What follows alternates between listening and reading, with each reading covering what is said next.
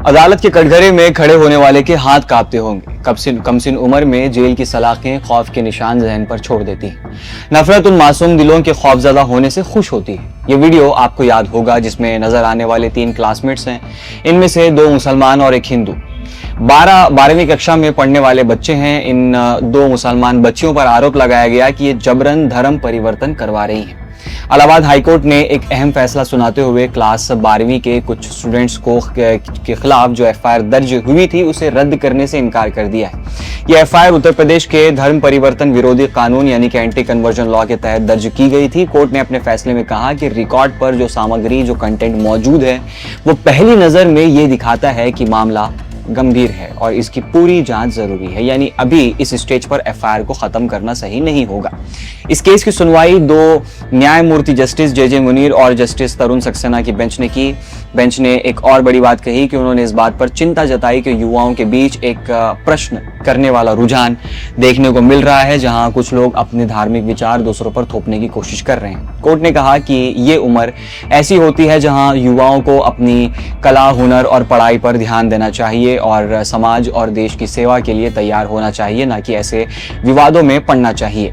अजीब बात है कि न्यायालय को ये बात उस समय याद नहीं आती जब कोई मुस्कान जैसी लड़की बुर्के में जब जाती है, उसे देखकर जय श्री राम के नारे लगाए जाते हैं, या फिर हुबली या फिर कर्नाटका के दीगर इलाकों में हिजाब को लेकर वो सारे मामलात आपको याद कर लेने चाहिए, जहां पर हिजाब पहनने वाली लड़कियां स्कूल के गेट के बाहर प्रदर्शन करती हुई बैठी थी और स्कूल में हिजाब पहनने पर उन्हें देखते ही भगवा गमछे गले में डालकर तिलक लगाए जय श्री राम के नारे लगाए जा रहे थे। ये पूरा मामला मुरादाबाद से जुड़ा है, जहां एक लड़की के भाई ने शिकायत दर्ज कराई थी। उनका आरोप था कि उनकी बहन पर दबाव डाला जा रहा था कि वो बुर्का पहने और धर्म परिवर्तन करे।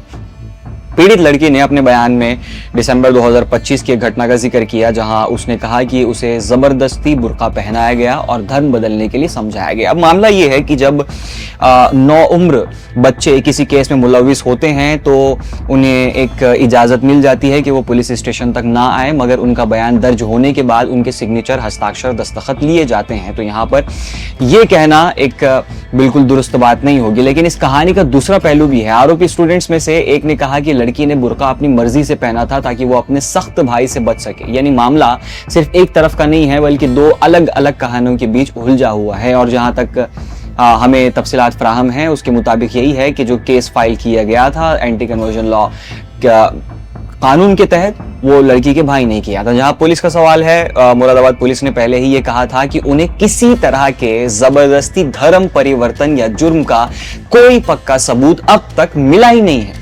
इसके बावजूद कोर्ट ने यह साफ किया कि इस स्टेज पर किसी भी तरह के फाइनल फैसले देना जल्दबाजी होगी। कोर्ट ने कहा कि केस डायरी में काफी सामग्री कंटेंट मौजूद है जिसमें सीसीटीवी फुटेज भी शामिल है, जिससे ये लगता है कि पूरी जांच जरूरी है। हालांकि सीसीटीवी फुटेज में साफ तौर से देखा जा सकता है कि लड़की पर कोई भी जबरदस्ती नहीं की जा रही है। अब खैर कोर्ट का अपना मामला है, न्यायाधीश खुद में बाशऊर लोग हैं, वो कुछ सोच के ही कह रहे होंगे। कोर्ट ने यह भी कहा कि ये कहना कि एफआईआर गलत नीयत से दर्ज की गई है अभी रिकॉर्ड से साबित नहीं होता। साथ ही पीड़ित के बयान को इस स्टेज पर नजरअंदाज नहीं किया जा सकता। सबसे अहम बात यह है कि क्या यह घटना वाकई धर्म परिवर्तन के लिए दबाव का मामला है या कुछ और, ये अभी जांच का विषय है। कोर्ट ने इसलिए एफआईआर को रद्द करने से मना कर दिया और जांच जारी रखने की इजाजत दे दी।